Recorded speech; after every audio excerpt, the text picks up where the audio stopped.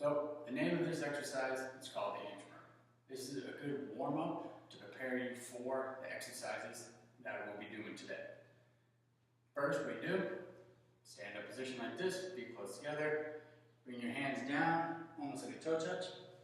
Slowly walk your hands out into a good plank position. Then you take small baby steps with your feet, inchworming your way back up.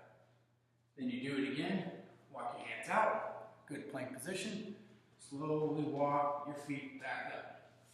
We'll do that for 20 yards, we'll do 10 yards out, 10 yards back.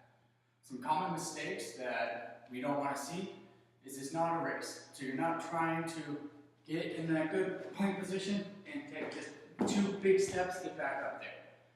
The point of this exercise, this warm-up, is to fire that posterior chain, really warm up your hamstrings, get that good deep stretching, activating it for the workout to come.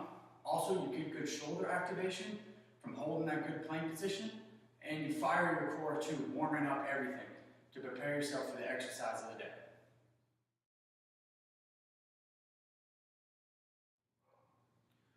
This exercise is called the overhead press. So what you want to do, get weights that you're comfortable with, get dumbbells that you're comfortable with, and go ahead and just put it in your starting position. If you can't get to your starting position, have your spotter help you, and your spotter maintain contact with the wrist throughout the duration of the exercise to help maintain the weight from falling on the person. So what you do, get a good comfortable starting position right here. You're gonna push straight up overhead, little lockout, and back down to the starting position. Coming down to at least 90 or going all the way down past 90. Then you do it again. Now, some common mistakes that we see throughout this exercise is people losing the weight. So people will either lose it outwards or inwards, forward or back. People also not going all the way up, so they'll come stop like right here, go back down, or we go all the way up, but they won't come back down all the way. To help you maintain proper form throughout the exercise, if you're losing it forward, back, out, or in, drop down in weight so that way you can maintain proper form throughout the exercise and really fire your delts. Really work that shoulder throughout this exercise.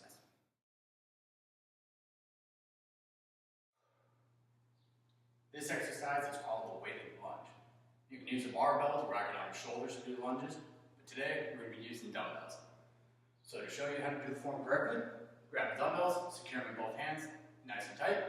You want to maintain a stiff upper body, sucking in your core, keeping that tight, so that way you keep your back flat, keep your back straight. Throughout the exercise, what you do, take a step forward with your left leg or right leg, drop down, touch the knee to the ground, and back up. Again, step out, knee to the ground, back up. I'll look at it from the side here. Step out, drop down, get that good 90-degree bend right there. Step back up. Now, some common mistakes that we don't want to see. We don't want to see you overreaching in the lunge. So, reaching out too far, getting that, you don't have that knee over your foot there. So, it's too far. You also want to be too narrow because then you get that where your foot comes up and your knee goes way above your toes, which is not good for your knee. Other thing too, you don't want to lean too far forward or too far back. So you don't want to lunge into it and bend over. You also don't want to lunge into it and lean back. Another thing to be careful for too, make sure that you're maintaining a stiff upper form, upper body, so you're not leaning right or left throughout the exercise. You want to maintain that stiff, smooth upper body, down, touch your knee, and back up to the starting position. This exercise is called a single arm row. So what you need to do, make sure you have a flat surface that you can lean on. You can use a bench, you can use a barbell rack, or if you have a good friend, use a friend to lean on. What you do, lean on a nice sturdy surface, get a nice flat back, good set stance. So since I'm using my right arm here to do the pulling for the row, my right leg is back to provide a sturdy base for me. To pick up the weight, this is your starting position right here. Now what you want to do, without moving any part of your body except the arm, you pull the weight back And really engage that rotator cuff, those rotator cuff muscles, and back down. So you pull it up, and lower it back down. Pausing at the top to really get that timing and tension. Now, what we don't want to see is rotation of the upper torso. So we don't want to see this coming up here, where you're over-rotating coming up, or getting that jerky motion to get the weight up. So that. We don't want to see that. We want to see nice, strong back, smooth form, pull up, lock it, and back down. If you're having to do those jerky motions to get the weight up, or if you're over-rotating at the top, drop down and wait.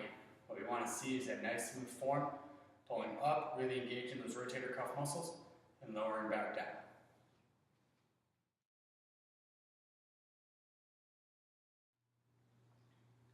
This next exercise is called the downward facing dog. This is a great cool down exercise to really prepare your muscles to recover after an intense workout. So to first start, what you gotta do, get into a nice good tabletop position, arms straight, 90 degrees to the ground. You wanna engage your core, have that nice flat back. You don't wanna be rounded up like that. You don't wanna be down like that. We're not doing cat dog or cat cow. We're doing downward facing dog.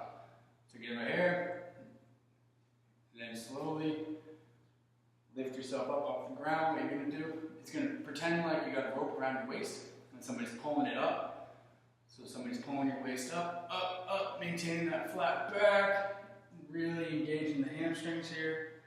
Relax your head, hang it down, breathe smoothly. To engage the hamstrings a little bit more, go ahead and pump a little bit like that. Really get a good deep stretch in. Maintain nice flat back. You slowly lower it back down, tabletop position. Take a deep breath. And back up and do it again. Now what we don't want to see is people too far out like that, and you can't really get a good downward dog. Or if you're too close, then this just doesn't look right. Also, you don't want to have too much of an arch back. You also don't want to have a flat back, a roll back like that. Back stays nice and flat. Good downward facing dog position. A few deep breaths. Back down to tabletop position. This really helps to relax you after a workout. It really helps you to prepare to recover.